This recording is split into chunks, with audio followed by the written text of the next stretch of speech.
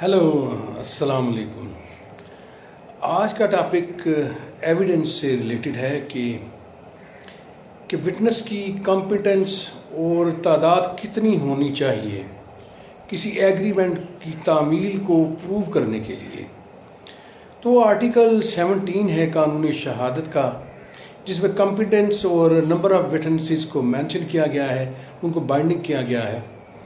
तो उस आर्टिकल के तहत एक मर्द और दो औरतें होनी चाहिए एग्रीमेंट टू सेल डॉक्यूमेंट को प्रूव करने के लिए, या किसी भी फाइनेंशियल इशू और फ्यूचर एप्लीकेशन से रिलेटेड हो कोई डॉक्यूमेंट, कोई एग्रीमेंट, तो उसको प्रूव करने के लिए, उसकी तामील को प्रूव करने के लिए कि वाकई ऐसा एग्रीमेंट हुआ है, तो उसके लिए ज़रूरी है कि एक मेल या दो ख़वातीन हों।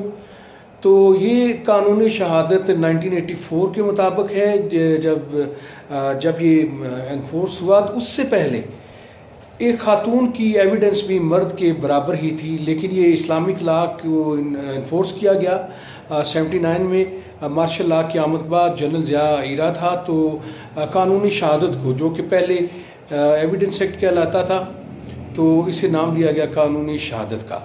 तो इसमें जो बात मैं बयान करना चाहता हूँ, ये तो चलें हो गया कि कॉम्पिटेंस क्या होनी चाहिए। कॉम्पिटेंस तो ज़ाहिर है एक दूसरे सेक्शन में भी आर्टिकल में बयान की गई है। मेरा जो यहाँ पे मकसद है कि अगर एक डॉक्यूमेंट साइन होता है, एग्रीमेंट साइन होता है, एग्रीमेंट यानी किया जाता है दो पार्टीज़ के दरमियान, तो उसके लिए उस डॉक्यूमेंट पे ज़रूरी है दो मार्जिनल विटनेसेस, जो कि एक मर्द और दो औरतें हो सकती हैं, या दो मर्द हों तो वेल एंड गुड। अगर दो मर्द अवेलेबल नहीं है तो एक मर्द और दो औरतें होंगी।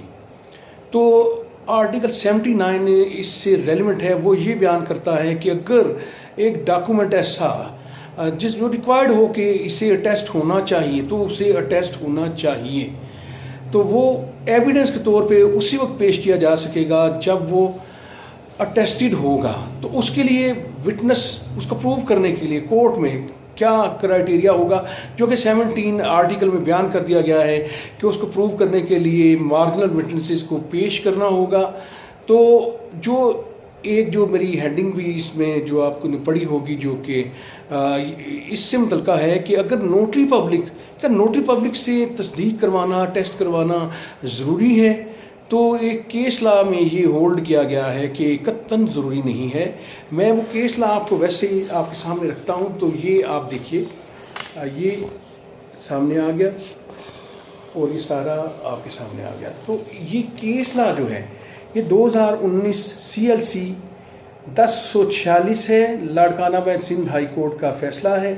तो इसमें जो होल्ड किया गया है आर्टिकल 79 और 17 कानूनी शहादत के रेफरेंस से, sale agreement, proof of execution principles, agreement to sale attested by notary public was not the requirement of law. Notary public could not be said to be an attesting witness to such agreement. तो इसमें ये बयान किया गया है कि notary public से attestation ज़रूरी नहीं है, एग्रीमेंट को प्रूव किया जा सकता है उसके एक्सिक्यूशन को थ्रू विटनेसेस। तो अब ये भी एक दूसरी चीज़ है कि अगर नोटरी पब्लिक ने टेस्ट किया हो डॉक्यूमेंट, तो फिर क्या सूरत होगी, फिर भी मार्जिनल विटनेस प्रेफरेबल होंगे। नोटरी पब्लिक कभी मार्जिनल विटनेस की जगह नहीं ले सकता। तो इसमें दूसरे केस लॉ भी हैं कि अगर notary public as a witness पेश हुआ है, तो दो मार्जिनल विटनेस के बजाय एक मार्जिनल विटनेस पेश हुआ है, तो तब भी ये दो विटनेस ही समझे जाएंगे, और ये एविडेंस के तौर पे इन्हें कंसीडर किया जाएगा, और इस बुनियाद पे एग्रीमेंट की एक्सिक्यूशन को भी तस्लीम किया जाएगा। तो मैं यही, आज मेरा टॉपिक भी यही था, तो यही बात मैंने हाईलाइट की है। मेन ये था कि नोटरी पब्लिक से अटेस्टेशन ज़रूरी नहीं है किसी एग्रीमेंट की। तो बाकी चीज़ें क्योंकि साथ रेलिवेंट थी आर्टिकल 17 और 79। और ये भी मैं बता दूं कि आर्टिकल 129 भी बड़ा इंटरेस्टिंग है कि अगर रिक्वायर्ड बाय लॉ है कि डॉक्यूमेंट अटेस्टेड होना चाहिए, या मार्जिनल विटनेस उसे प्रूव करने के लिए, उसकी तामील को प्रूव करने के लिए पेश किए जाने ज़रूरी हैं, और अगर वो पेश नहीं किए जाते तो इसका इम्पैक्ट اس کا امپیکٹ یہ لیا جائے گا کہ یہ ڈاکومنٹ پرووڈ نہیں سمجھا جائے گا. تو یہ ہے کہ جو بھی ڈاکومنٹ ریکوائرڈ بائی لا ہے کہ اٹیسٹ ہونا چاہیے، مارجنل وٹنس ہونے چاہیے، اسے پروو کرنے کے لیے مارجنل وٹنس کو لازمی پیش کیا جانا چاہیے. نوٹری پبلک کو بھی پیش کیا جا سکتا ہے ایز اے وٹنس کے طور پہ. لیکن اگر انہیں نہیں پیش کیا جاتا تو اس کی ایگزمپشن یہ لی جائے گی کہ جیسے یہ ایگریمنٹ نہیں ہوا یا اس کی جو ویلیڈیٹی ہے اس کو اس طرح سے کنسیڈر نہیں کیا جائے گا. بل بات تو چلے بڑھتی ہے کہ سم ٹائمز ایسا بھی ہوتا ہے کہ سنگل وٹنس کو بھی کنسیڈر کیا جاتا ہے. تو بعض ایسے وٹنسز ہوتے ہیں جن کو کرابریٹو ایویڈنس میں تو لیا جاتا ہے، لیکن اگر مین وٹنس نہیں ہے تو کرابریشن بھی نہیں ہوں گی ایکٹیو ایسے وٹنسز کے پیش کرنے سے جو کہ وہاں پہ ریکوائرڈ نہیں تھے. Let suppose agreement to sale کو پروو کرنے کے لیے دو مارجنل وٹنس ان اے وے، ایک مرد یا دو عورتیں جنہوں نے اسی نسبت سے اٹیسٹ کیا ہو، اگر ان میں سے ایک اویلیبل نہیں ہے تو نوٹری پبلک پیش ہو تو اسے دوسرا وٹنس تصور کر لیا جائے گا، لیکن وہ کارابوریٹو ہی سمجھا جائے گا کہ یہ کارابوریشن ٹو ایویڈنس ہے. تو امید ہے کہ میری یہ ویڈیو آپ کو پسند آئی ہوگی.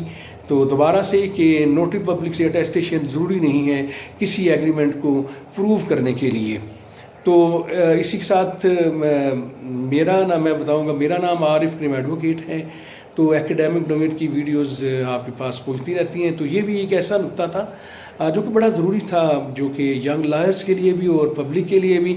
تو امید ہے کہ اگر کویسچن آپ کے ذہن میں آتا ہے تو دوبارہ سے اس ویڈیو کو دیکھیں، اسی میں آپ کو اپنے سوالوں کا جواب ملتا جائے گا. تو اگر میری ایکیڈیمک ویڈیوز یا میری ویڈیوز آپ کو پسند آتی ہیں تو میرا چینل ضرور سبسکرائب کر دیجئے. اسی طرح کی انشاءاللہ ویڈیوز آپ کو ملتے رہیں گی. Thank you very much.